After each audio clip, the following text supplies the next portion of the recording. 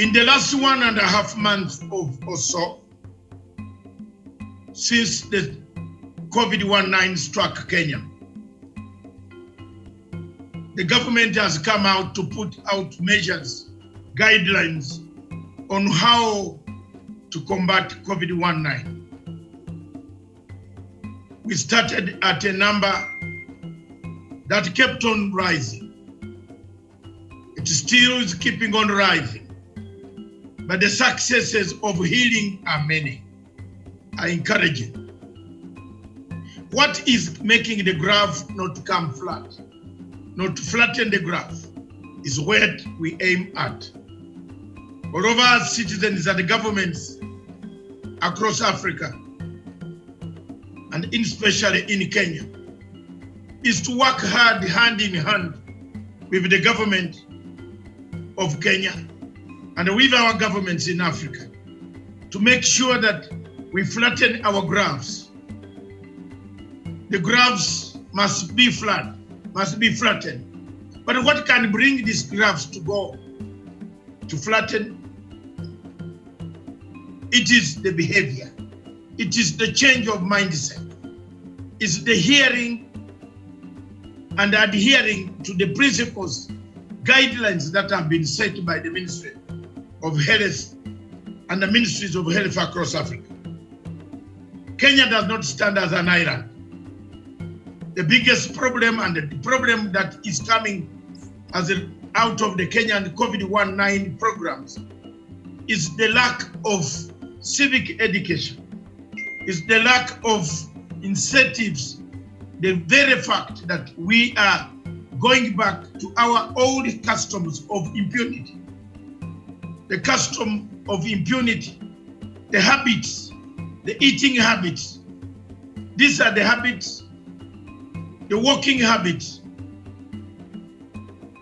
the hygiene, which we don't practice. Time has come now for people of Kenya to look at the figures and the data that is being displayed and to take this matter very, very serious. That COVID-19 is not like a cholera, it's not like a malaria, it is not like HIV.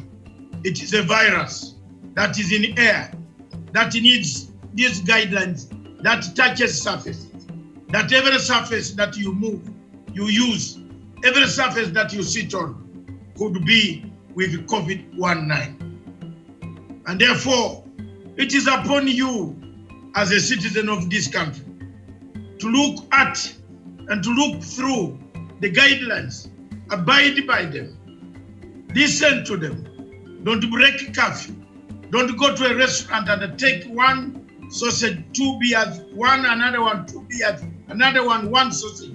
Take one and go home. Call for takeaway. Stay home if possible. If there are work does not need you to come to the office, stay at home. Watch out over your family. Make sure that your neighbor does not contract or does not pick the virus because you have gone out, broken the restriction of Nairobi. You have gone to Murang'a and brought back a disease to Nairobi. You have gone to Kajiado. You have gone to Nakuru. You have gone to Machakos. You have broken the law. Stay at home. Look at the values of what we need. What are the values? You need a country united. You need all people in this country to speak with one voice. And that voice is unity or purpose.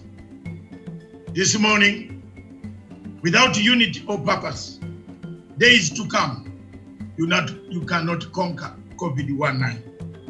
I therefore call upon the people, the leaders of Kenya, to unite to conquer COVID-19 before they make the masses disgruntled. Thank you very much. God bless Kenya.